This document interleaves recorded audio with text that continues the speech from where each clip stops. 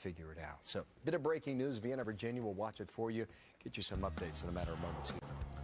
Artha. Bill, meanwhile, there is this anger and disbelief in Congress. Last night, the House decided not to allow a vote on the Superstorm Sandy relief bill that would send aid to millions of storm victims. That decision sending shockwaves through the entire New York area delegation. Everybody played by the rules, except tonight, when the rug was pulled out from under us. Absolutely inexcusable, absolutely indefensible. We have a moral obligation to hold this vote. Mr. Speaker, we cannot turn our backs on our citizens who need us. I have to go home and tell them their New Year's gift is that they're going to wait even longer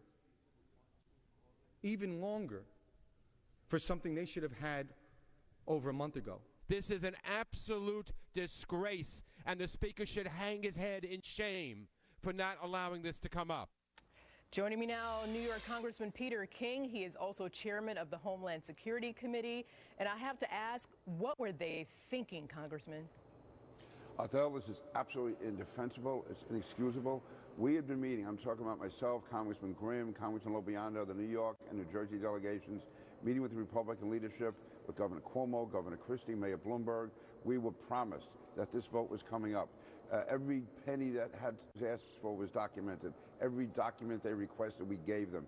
We were told everything was fine. It was actually on the House website, the bill that was going to be voted on. And then last night we started to hear that maybe it was going to be pulled, maybe it wouldn't be held. We confronted John Boehner on the floor and asked him. He goes, no, wait till the fiscal cliff vote is over. We'll take care of it. We were told it was 99% certain. And then no one even told us. The Speaker walked off the floor, told an aide to the majority leader that the Congress was finished, there were no votes, and then they came back and told us. Now, listen, I'm not taking this as a personal offense. I'm talking about the thousands of people in my district, the hundreds of thousands of people throughout the New York, New Jersey area.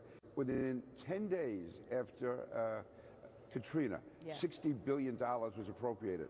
9 weeks after Sandy, not one penny has been appropriated. And let me just make this one point. These Republicans have no problem finding New York when they're out raising millions of dollars. They're in New York all the time, filling their pockets with money from New Yorkers. I'm saying right now, anyone from New York or New Jersey who contributes one penny to congressional Republicans is out of their minds, because what they did last time was put a knife in the back of New Yorkers and New Jerseyans. It was an absolute disgrace. And Congressman King, I got to tell you, I felt that knife too, because I'm from New Orleans and I suffered through Katrina. We lost 10 family homes. I lost all my childhood memories, everything. I understand what these people are going through. So I'm quite frankly, personally outraged by this. I want to ask you, because now as of Thursday, you have the newly elected Congress in place. You guys have to start from scratch. Is there any hope that we can get this back on the books and get a deal done quickly? Yeah, I don't see how. The reason I say that is we're not in session next week. The following week we're in session 2 days. Then you have the presidential inauguration. Then you have the State of the Union. We're going to be into February. And by the way, there is opposition among Republicans to giving the $60 billion. They want to give us $27 billion, which is the money they have to give us anyway. So last night was really the chance to get it through. That was the arrangement that was made. We played by the rules. We did everything they asked us to do. Governor Cuomo, I was talking to him last night. He's outraged. Governor Christie is outraged. Mayor Bloomberg is so disappointed in what happened here. And again, we're not looking for anything. All we're saying is treat us the same as everybody else that's been treated. And why the Republican Party has this bias against New York, this bias against New Jersey, this bias against the Northeast. They wonder why they're becoming a minority party, why we're going to be a party in the permanent minority. What they did last night, it was so immoral, so disgraceful, so irresponsible. They're supposed to be the party of family values, and you have families that are starving, families that are suffering, families that are spread all over, living substandard housing. This was a disgrace. They are inexcusable, and they've had it. As far as I'm concerned, I'm on my own. They're going to have to go a long way to get my vote on anything. Wow, I mean, I really share and feel your pain, and I want to believe that something. I know you said it's not going to happen right away. Any upside that anything can happen before February? Anything? I mean, I know at one point, pardon me, that they were talking about that $27 billion, at least temporary relief, but that's off the table too, though, right? Everything's off the table right now, and we'll get something as it goes along, but each day that goes by, the damage is compounded.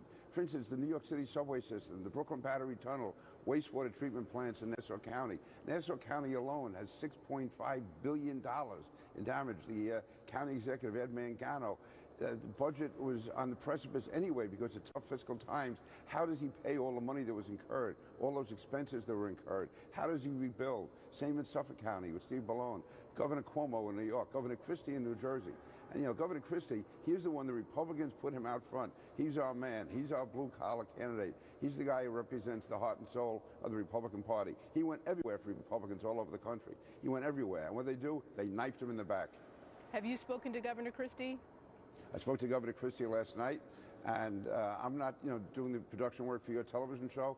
You get a good person on to explain this. Governor Christie, he went through this day in and day out with us for the last week when everything was planned. He did everything he was asked to do. Everything he was asked to do, he got in the most detailed documentation, as did Governor Cuomo, as did Mayor Bloomberg. Then I hear them saying that there was pork in there, there was this. Whatever that was in there that they didn't want, that was put in by the Senate, we took out. That was a streamlined bill last night, and they just took it off the floor. If they had even told us why, instead they snuck off in the dark of night.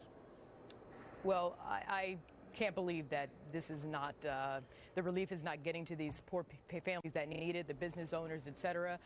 Congressman Peter King, I applaud you in your efforts to keep fighting for the people, because that's what it's about. It's not about politics, it's about those people. Thank you so Absolutely. much. Thank you. Yeah, we can get Governor Christie on, we'll talk about it more, we'll do that. Thank you very much. Thank you. While you're talking there, Arthel, with Peter.